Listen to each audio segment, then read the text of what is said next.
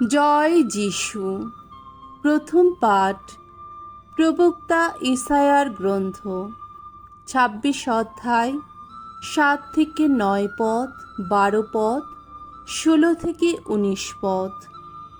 দুঃখ দুর্দশার মধ্যে ভক্তের আশার গান। ধার্মিকের চলার পথ সোজা সরল পথ। ওগো ভগবান, তুমি তো নিজেই ধার্মিকের পথ সমান মসৃণ করে রাখো। তোমার বিধি বিধানের পথে চলে আমরা তো তোমারই প্রতীক্ষায় থাকি। তোমার নামটি জপন, তোমাকে স্মরণ আমাদের প্রাণের এই তো অভিলাষ।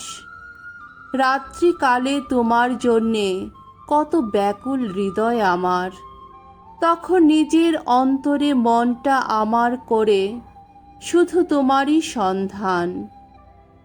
সত্যি তো, যখন তোমার বিচার নীতি সক্রিয় হয়ে ওঠে এই পৃথিবীতে, তখনই ধর্মিষ্ঠতার অর্থ বুঝতে শেখে জগতের সকল মানুষ।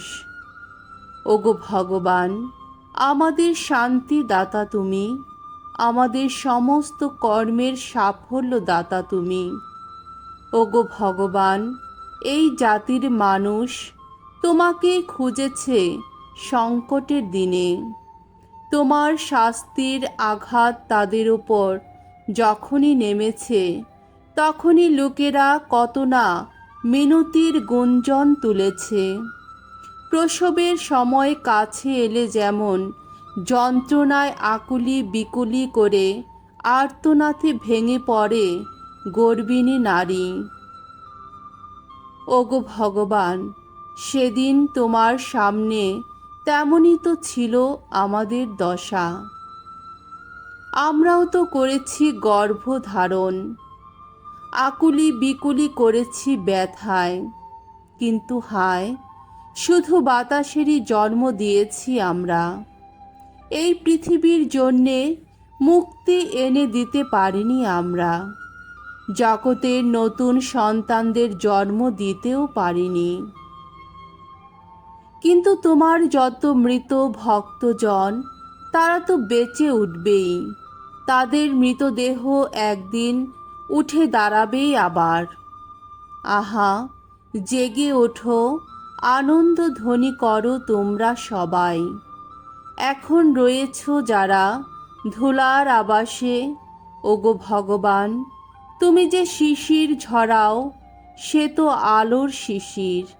পৃথিবী তো ওইসব ছায়া মূর্তির নতুন জন্ম দেবেই একদিন। প্রভুর বাণী। ঈশ্বরকে ধন্যবাদ। সাম সঙ্গীত ১০২ অধ্যায় ১২ থেকে ২০ পদ। ধো, স্বর্গ থেকে প্রভু তাকিয়ে দেখেন পৃথিবীর দিকে। ওগো ভগবান, তুমি কিন্তু চিরতরে সিংহাসনে সমাসীন। যুগের পর যুগ ধরে তোমার নামের খ্যাতি থাকে অমলিন।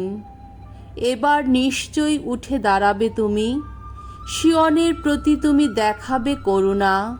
এসে গেছে তাকে দয়া করার সময়, এসে গেছে সেই শুভক্ষণ।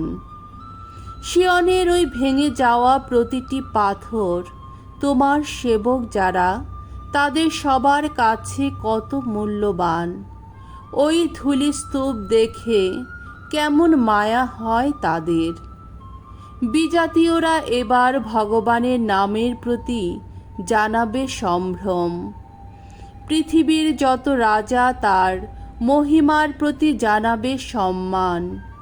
কেননা ভগবান সিয়নকে আবার গড়ে তুলবেন। তিনি তো সেখানে আপন মহিমায় আবির্ভূত হবেন। যত নিঃস্ব মানুষের যাচনায় সাড়াই দেবেন তিনি। তখন তাদের কোনো মিনতি তিনি অগ্রাহ্য করবেন না।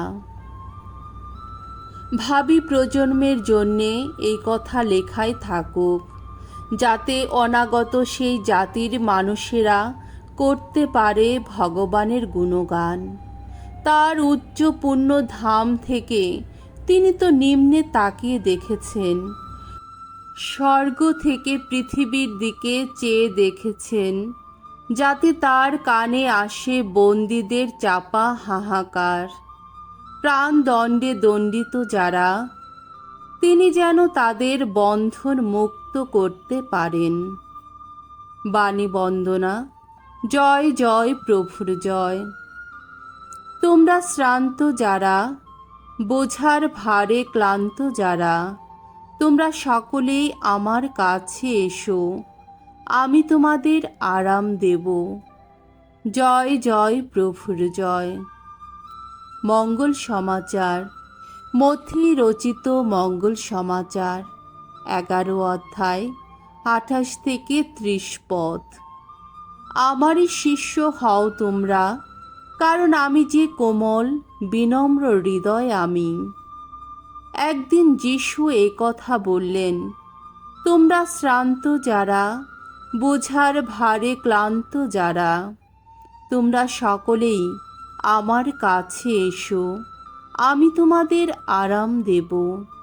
তোমরা কাঁধে তুলে নাও আমারই জোয়াল, আমারই শিষ্য হও তোমরা, কারণ আমি যে কোমল বিনম্র হৃদয় আমি।